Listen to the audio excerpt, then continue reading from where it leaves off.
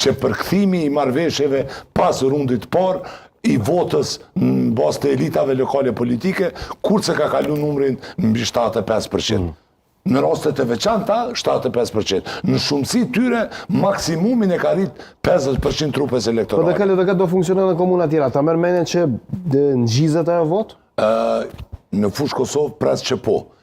Kjo më do ma interesante.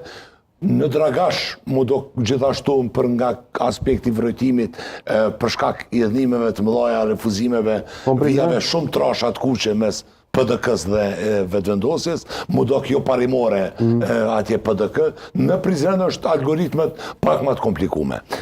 Në Prizren nëse duhet jetë kështu, mund tjetë utopike dhe mund tjetë dëshirore, por realisht parimi duhet mbizotnoj që interesi qytetarëve e që në rast se caktuar më konë ndryshimi i qeverisjes është kundër kandidati i cili është në ardhje, jo ai që është provuar.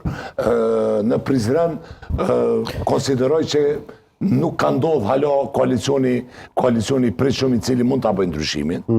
Që do t'jetë cili? Që do t'jetë sigurisht kingmaker Driton Selmanaj.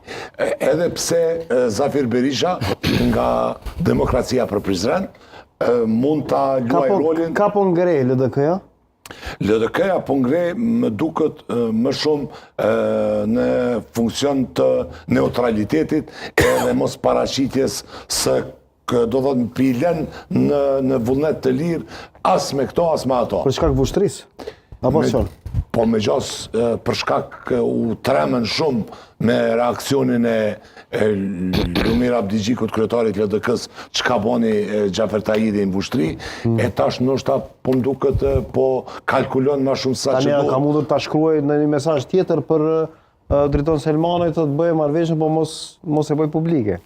Po nuk e dija ka shkrujt, po mendoj që sot e morën vesh për shembull për këtë kallauzin e dytë, për këtë legendarin e dytë në Prizren i cili mund të jetë zavendësim goxha adekuat, se në ndërkohë kundërkandidati zotit Totaj Abrashi i vetëvendosjes ka bërë disa koalicione në Prizren.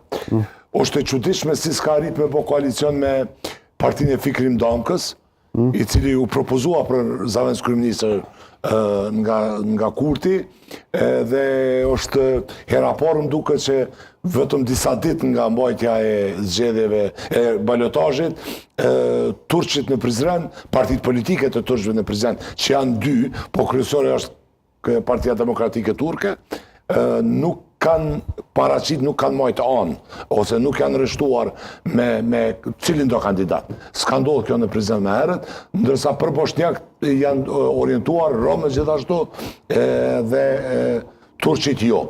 Kjo le me tregu që edhe LDK-ja njëjtë, nuk është paraqitur. Kjo mendoj që në këtë situatë pikën kthyese apo diferencën e ban Zafir Berisha i Demokracisë për Prizren, i Bashkimit Demokratik për Prizren,